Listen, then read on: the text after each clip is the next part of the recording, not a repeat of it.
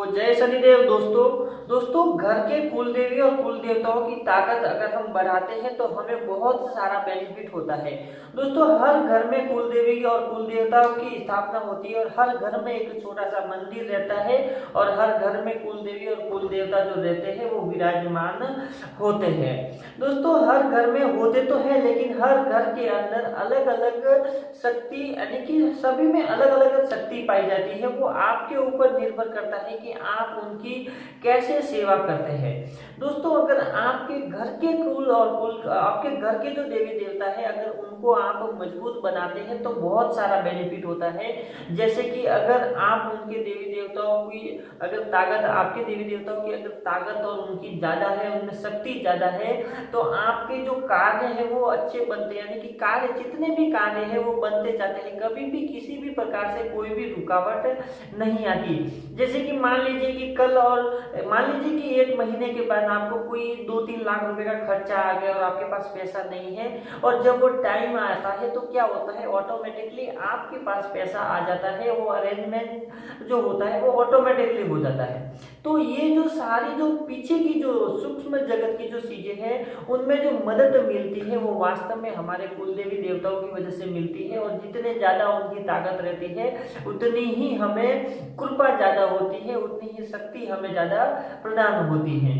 तो जहाँ पे देवी देवताओं की जो कृपा होंगी, कुल देवी और कुल देवताओं के जो घर के देवी देवता है वो ताकतवर होते हैं।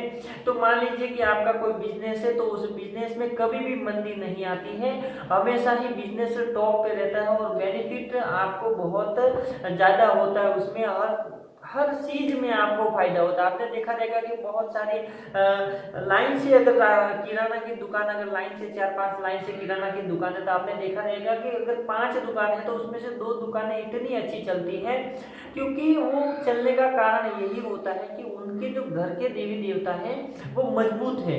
यानी कि वो हमेशा ही उनकी मदद करते हैं, हेल्प करते हैं और सपोर्ट करते हैं। बाकी की बची 3 दुकान नहीं चलती है, वो इसके लिए नहीं चलती है क्योंकि उनके देवी देवता कमजोर होने से उनके घर के अंदर नेगेटिविटी अट्रैक्ट कर देती है, उनकी दुकानों में भी नेगेटिविटी अट्रैक्ट कर देती है क्योंकि देवी देवता थोड़े कमजोर होते हैं। देखो, ये बात सत्य है कि आप अपने हिसाब से आपके देवी देवताओं की जो शक्तियां है वो बढ़वा सकते हैं और बढ़ा सकते हैं, आप खुद बढ़ा सकते हैं। वो आपके ऊपर निर्भर करता है कि आप कैसे कार्य करते हैं।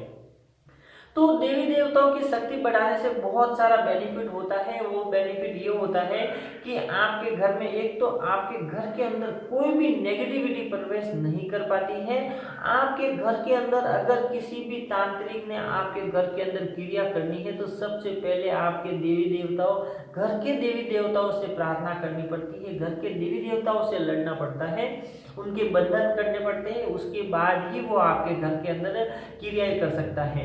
तो अगर आपके घर के देवी देवता अगर कमजोर है, उनमें कुछ ज्यादा ताकत नहीं है, तो जो तांत्रिक रहते हैं वो आसानी से आपके घर के अंदर क्रियाएं कर सकते हैं, जिससे कि नेगेटिविटी आपके घर के अंदर भेज सकते हैं, जिससे आपके कारोबार में नुकसान होता है, आपके पैसों में प्रॉब्लम आती है, पैसा आपके यानी कि जो इनकम होती है वो पूरी तरह से बंद हो जाती है। ज्यादा करके जो तांत्रिक क्रियाएं करते हैं वो इनकम के ऊपर ही रहते हैं, यानी कि मनी के ऊपर ही रहते हैं। आपके पैसों की जो पूरी की पूरी पैसों की जो आवक है उसे बंद कर देते हैं। जितना भी आएगा वो खर्चा ही होगा पूरा, ना कि आपके कोई भी खर्चे पूरे होते हैं और घर में हमेशा ही तंगी रहती है।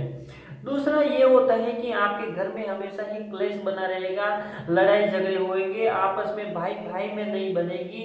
माता पिता आपके अगर लड़के हैं, आपके भाई हैं, तो उसमें लड़ाई झगड़े होने लगते हैं।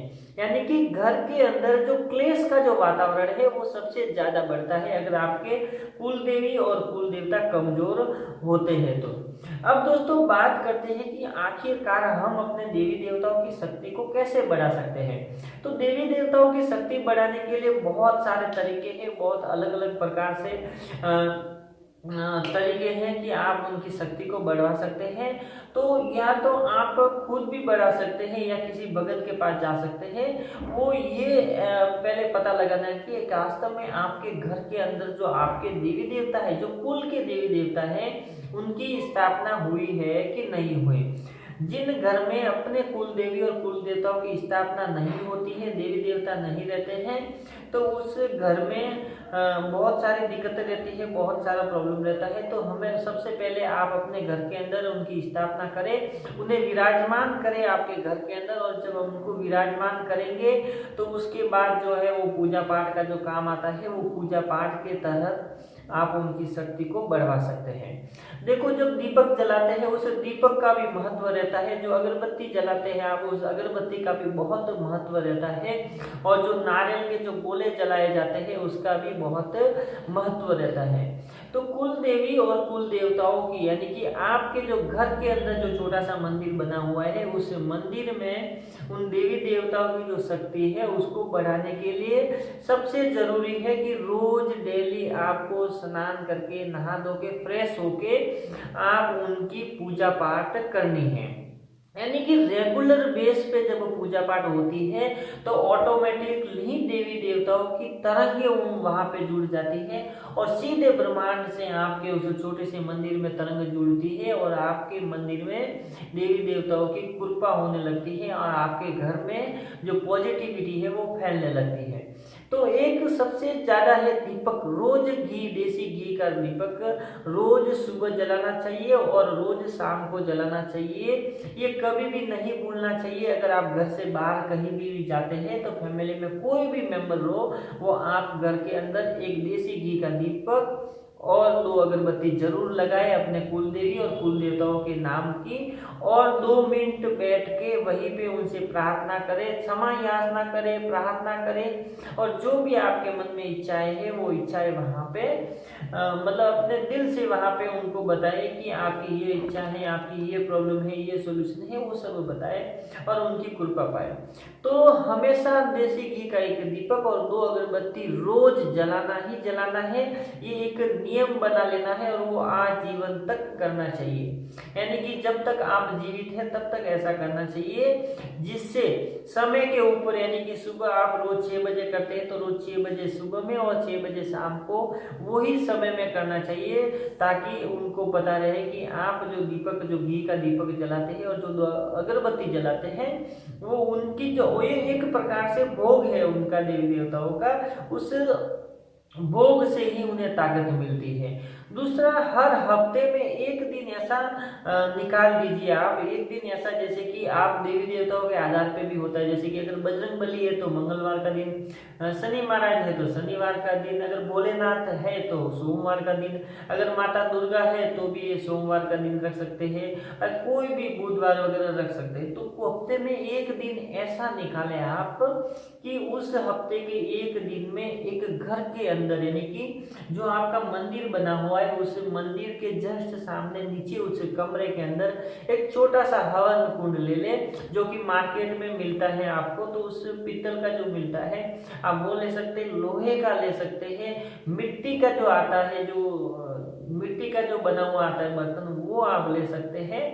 तो एक नारियल का गोला आपको हफ्ते में एक बार एक नारियल के गोले को टुकड़ा करके उस हवन कुंड में रखना है, और माचिस से, कपूर की सहायता से जला देना है और प्रार्थना करनी है। अब जलाने के बाद उसे, जैसे आप जोत करते हैं वैसे मंदिर के आजू बाजू जोत करना है, और उस जलते हुए जो हवन का जो जलता हुआ है उसे पूरे आपके घर के अंदर घुमाना है ऐसे, और जितने भी लोग हैं उन्हें आरती कैसे देते हैं ऐसे करते, आरती देते हैं ऐसे करना है। तो हफ्ते में अगर एक बार करते हैं और महीने में 4 बार अगर एक छोटा सा हवन करते हैं और रोज सुबह और शाम दीपक अगरबत्ती करते हैं, तो 6 महीने या 1 साल रेगुलर अगर एक कंटिन्यू क्रियाएं होती है, तो उसके बाद आपके घर में ऑटोमेटिकली सुधार आने लगेगा। आपके देवता इतने मजबूत हो जाएंगे कि कोई भी छोटा मोटा तांत्रिक आपके घर में क्रिया नहीं कर सकता है, और छोटी छोटी बाधाएं जो रहती है उस बाधाओं से आपको लड़ने की जरूरत नहीं पड़ेगी, वो ऑटोमेटिकली सूक्ष्म जगत में कार्य होता रहेगा, उसका आपको आभास भी नहीं होगा, और इनकम इतनी बढ़ जाएगी आपकी, कहीं ना कहीं से इतने पैसे आने लगेंगे कि आप गिन भी नहीं सकेंगे। लेकिन जब सारी सुख सुविधाओं का आनंद आपको मिलने लगे, बहुत सारा जब पैसा आने लगे, तो हमेशा याद रखना अपने कर्म को नहीं भूलना चाहिए, और वो कर्म है धर्म। यानी कि अपने कर्म को नहीं भूलना चाहिए और कर्म को ध्यान में रखते हुए धर्म करना चाहिए। और सबसे बड़ा जो धर्म है वो गाय को रोटी खिलाना, कुत्ते को रोटी खिलाना और कबूतर को दाना देना। ये 3 धर्म में हमेशा से आपको कहता हूँ, ये हमेशा ही करना चाहिए। महीने में 2 बार कर सकते हैं। गाय को तो रोटी आप सुबह में और शाम को 1 और या 2 रोटी रोज खिला सकते हैं। कुत्ते को भी रोज खिला सकते हैं। कबूतर को दाना आप हफ्ते में 1 बार दे सकते हैं या फिर रोज एक कटोरी भर के दे सकते हैं। तो ये सारी चीजें जब आप करते हैं तो आपका जीवन इतना आनंदमय हो जाता है, इतनी खुशी आपको मिलने लगेगी कि दूर दूर तक कोई भी नेगेटिविटी का निशान नहीं रहेगा। तो ये सारे घर की बातें हैं और घर की बातें जो है हमें ध्यान में रखनी चाहिए। अगर आप ऐसा करते हैं तो आपके जीवन में हमेशा ही उजाला उजाला बना रहेगा। और मैं भी शनिदेव महाराज से आप सभी के लिए प्रार्थना करूंगा कि आप हमेशा ही भक्ति मार्ग के ऊपर जुड़े, भक्ति करें, धर्म करें और कर्म करें और अच्छे कर्म के साथ अपने जीवन को व्यतीत करें और आपका जो जीवन है खुशमय रहे और आनंदमय रहे। और जीवन के अंदर अगर पैसों की कमी आ जाए लेकिन सुख शांति की कमी कभी भी नहीं आए। तो दोस्तों बस आज के लिए इतना। वीडियो अच्छी लगी तो लाइक कीजिएगा, शेयर कीजिएगा अपने दोस्तों के साथ। अगर आप मेरे चैनल पर नए तो चैनल को सब्सक्राइब जरूर कीजिएगा ताकि ऐसी वीडियो आपको मिलती रहे। तो जय शनिदेव दोस्तों।